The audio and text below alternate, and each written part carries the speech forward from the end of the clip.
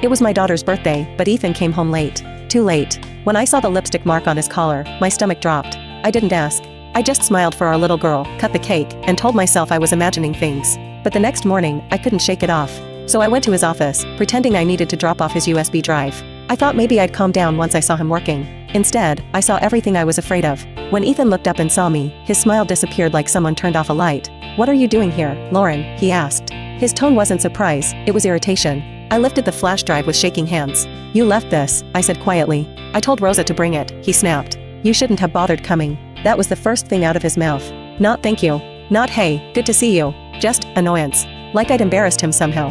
Before I could reply, a woman's voice cut through the air. "Ethan, who is she?" She was sitting right beside him, legs crossed, nails perfectly pink, that kind of effortless arrogance some women are born with. She looked me over slowly, like she was deciding if I was even worth noticing. Ethan didn't answer. His mouth opened, then closed again. "So I did it for him. I'm his wife," I said, showing her my ring. Then I saw his hand, bare. No ring. My chest tightened so hard I could barely breathe. The woman tilted her head. "Oh," she said smoothly. "You didn't mention a wife last night." Last night. The words hit me like a punch. Suddenly everything made sense. The lipstick, the lies, the late nights. It was her. The same woman from the photo on his phone. The one he said was just an intern. Ethan saw it in my face, the way it all clicked. "Yes, I'm married," he said quickly. "This is Lauren, my wife. Lauren, this is Sophia. An old friend from college." Sophia. I already knew the name. Hearing it out loud still twisted something deep inside me. She gave me a slow once-over, smirking. "Well," she said softly, like she couldn't believe what she saw.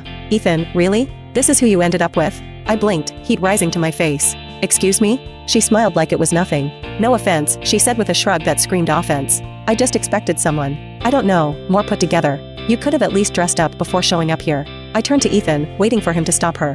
To defend me. To do something. But he said nothing. That silence hurt more than any insult. The man who once kissed my stretch marks and told me I was beautiful now looked ashamed to stand next to me. I glanced down at my jeans and blouse, simple, clean, normal. I wasn't here to impress anyone. I was just a wife dropping off a flash drive. And yes, I wasn't the same size I'd been in college. I'd had a baby, sleepless nights, real life. But I wasn't nothing. I steadied my voice. "You're really going to let her talk to me like that?"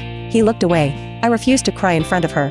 Not her. My mind flashed back to college, Ethan and Sophia, the golden couple. Everyone adored them. Until his family lost everything, and Sophia vanished. Left him to drown in whispers and gossip. I was the quiet scholarship girl who liked him from afar. When he finally noticed me, I thought maybe he'd learned what really mattered. I believed him when he said he'd never be that shallow again. And yet here we were. Full circle. Sophia sat in his office like she owned it, like she'd never walked away, like I'd never existed. Maybe I'd changed, sure. But I'd also carried his child, built a home, kept our family together while he worked late. He used to tell me, "You're perfect the way you are." Now, he couldn't even look me in the eye. I forced a calm I didn't feel. "Why are you even here?" I asked Sophia. "Why are you sitting this close to my husband like you belong here?" Her smile widened, sharp and confident. "I have every right to be close to Ethan," she said. Then she leaned back in her chair, voice smooth as glass. "And," she added, drawing out the word, "I'm pregnant."